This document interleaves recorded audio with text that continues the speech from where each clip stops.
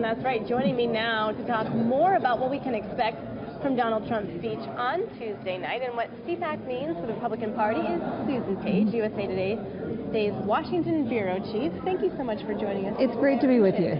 You know, I really wanted to start, of course, I want to preview what you foresee on Tuesday. But before I do, I want to talk to you a little bit about CPAC's past. And you know, what is your takeaway from CPAC this year? Because the last time we saw a president was Ronald Reagan. If I'm not mistaken, you were here.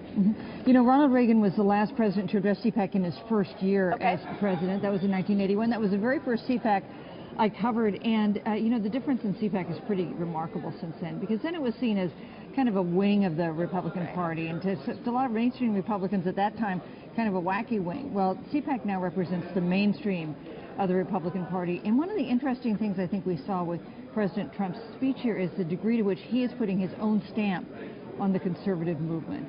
In some ways, on trade and some other issues, Donald Trump does not have the traditional conservative position on the issues, and yet there were no protests here with him. He got an extremely enthusiastic reception. No, initially when he came to the stage, he spent a few minutes talking about the fake media, and I thought maybe he wasn't going to necessarily follow anything scripted, but then a couple minutes in, he went into a scripted speech, and he talked about immigration, and he talked about regulations, and he talked about health care, and he did receive, I would say, an ovation for every point that he brought up. It was an enthusiastic crowd, and like you mentioned, it wasn't just necessarily a group of conservatives. It was from people from all across the right, if you will. You know, it's really a sign of the way in which the Republican Party at this moment is pretty united behind President Trump, and that is remarkable because he did not have the support of the party establishment when he ran for president.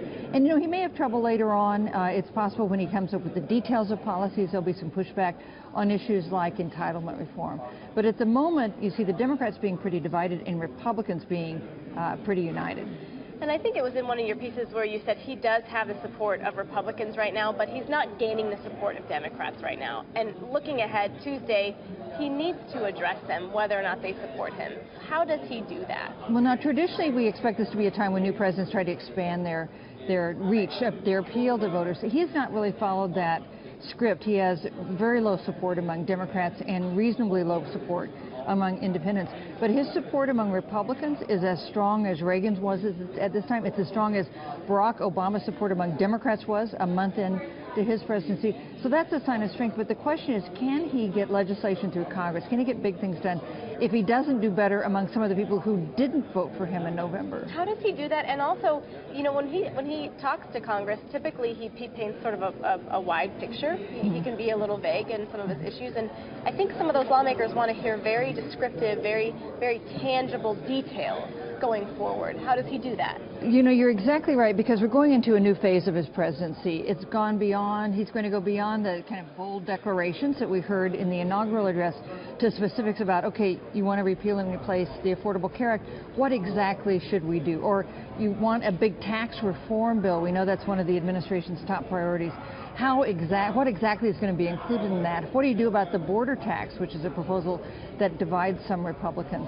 So I think one thing that both sides are going to want to hear from him in the speech to Congress on Tuesday is more specifics about exactly the approach he'll take on some of these issues that he's talked about in very broad terms. Yeah, because when you talk about that border tax, that could mean an increase in price for the consumer on an array of goods. And so he may get pushback from, like you said, Republicans and Democrats on that issue. He could, and yet we know from the new Treasury Secretary, Steve Mnuchin, that after the Affordable Care Act debate, they want to move directly into tax reform in the summer and fall, and that is a really aggressive timetable for a new administration. Aggressive timetable for anybody, but we will be watching, and we hope to have you back. Susan Page, thank you so much. We appreciate it. It's a pleasure to be with you. Yeah, thanks. and you're probably finally heading home after I am. So we're glad that we snagged you. Thank you so much.